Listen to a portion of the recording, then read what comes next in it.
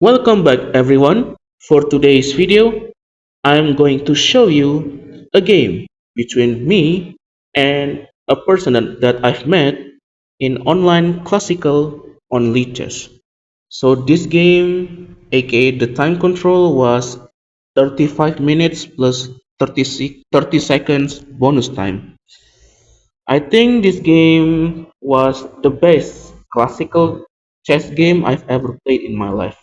Online, of course. So let's jump right into it. So I was playing as white pieces here. So I started the game with pawn to d4. Black responded with c6. So black was trying to play Karokan, which is if I played e4 and then d5. So this is the Karokan defense. But I changed the move order by playing c4 and d5. So d4, c6, c4, d5 is called the Slav defense. SLAV. Slav defense.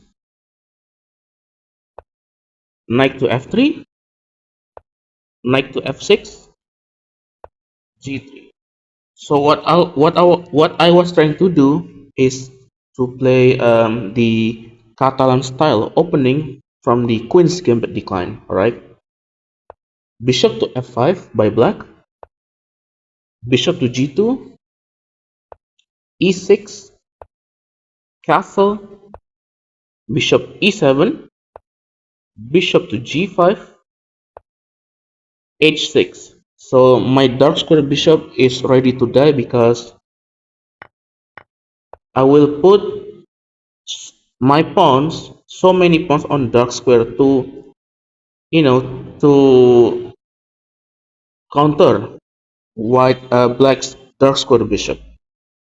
So I played bishop takes knight, bishop takes f6, e3, castle, knight b d2. So if black plays d takes c4, I will take back with the knight. So black played knight to d7, rook to c1, rook to c8, queen to b3, queen to b6, queen to c3. As you can see from the engine tells us that black is better because my position doesn't make any sense whatsoever. c5. Of course, I'm not gonna tell you because if I take, I'm gonna lose my queen, obviously. So what I played it was knight to e5, which is a mistake because black can play c takes d4.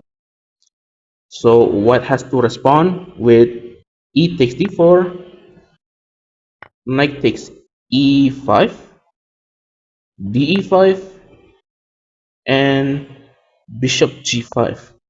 As you can see, black has really strong bishops, like laser beaming my position. But instead, black played. Wait, let me rewind this. But instead of that, black played bishop takes e5, which is not a correct move. D takes e5, d4, but still white's position is worse because my pieces is just really weird in a really weird position. E takes d4, c takes d4, queen to b3. I don't know. I don't know what's going on. To be honest, when I played queen to b3, what Actually, what I was trying to do here to release some tension because if I traded the queen, so my the pressure is a little bit less, if you know what I mean. So anyway, black played queen takes b3, which is a mistake, from minus 1.1 to 0.3 or 0.000 to equal. Of course, I took back with the knight. Knight takes e5. Knight takes d4, attacking the bishop because my bishop on g2 is very strong. Then black's bishop. Bishop to d3. Rook f d1. Rook takes c4. Rook takes c4. Bishop takes c4. f4, attacking the knight. So the knight has to move somewhere. Knight to g6. b3, attacking the bishop again. Bishop to a6. If black plays bishop to d5, so I'm gonna take, and play rook c1. So black has this really weird pawn on d5, aka isolated pawn, which is a pawn that has no neighbors around it. So anyway, I played uh, knight to c2, b6, knight to b4. Apparently, I should have played just rook to d7 because my rook is activated, and also yeah, and also as you can see here, black is up a pawn, but the position is better for white because of the activity. So my knight is active, my rook and my bishop, they are really active if I played rook to d7. But instead I played knight to b4, which is inaccurate move. Bishop to e2, attacking my rook. Rook to d7, a5, knight c6, rook to c8, which is inaccurate move by the engine. So I found a really nice move here, which is a4, stopping bishop to b5, pinning my knight to my rook. b5, which is a blunder or a mistake because it's either rook d2 or king to f2. I don't know why, but I played knight takes a5. But if I played rook to d2, black has to sacrifice the bishop. I don't know why. If the bishop moved somewhere, maybe move to g4, there is a takes b4, and the rook on c8 is stuck because it cannot move. And also, the pawn on a5 is hanging. So if I played king to f2, again, if black plays bishop to g4, there is a takes b5, and again, black's rook is stuck, and also the a5 pawn is hanging. But I didn't see that. But instead, I played knight takes a5, which is a blunder, but still good. Free pawn, why not?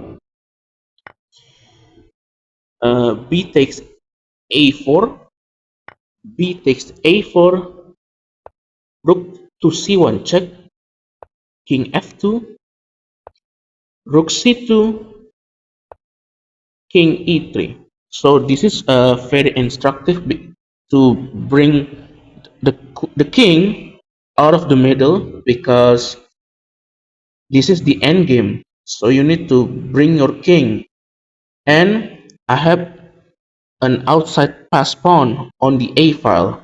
So my a pawn will become a dangerous pawn to deal with. So anyway, black played bishop g4, rook to d2. So already white is completely winning, aka better, because you know uh, white's king is gonna march to b6 to escort the pawn, and also look at black's king. It's very passive. So anyway, black played rook c3 check, king to d4, rook to a3, bishop c6, knight to e7, attacking the bishop, bishop b5, knight f5 check. So I mean, look at the position from 0.6 to +2. That's insane. So of course I played king to c5, rook c3 check, king b6, knight e7, knight to c6, knight to d5 check. So after this move, I was a little bit shocked by black, because I don't know why. And second of all, I found a really nice tactic here by sacrificing my rook. Rook takes d5. Why? Because my bishop and my knight are protecting each other, and also they are protecting my king. So the e pawn took my rook, right? Took my rook, cannot move to d4 because it's dark square pawn. It's gonna be a dark square pawn. And also my a pawn will be unstoppable. Black has to sacrifice something to stop my pawn. And also the knight on d5 in this move um, will become a key piece to stopping my a pawn to becoming a queen. So I took the knight. I spent almost 10 minutes to find this insane move, because it's very difficult to see, especially in blitz or bullet.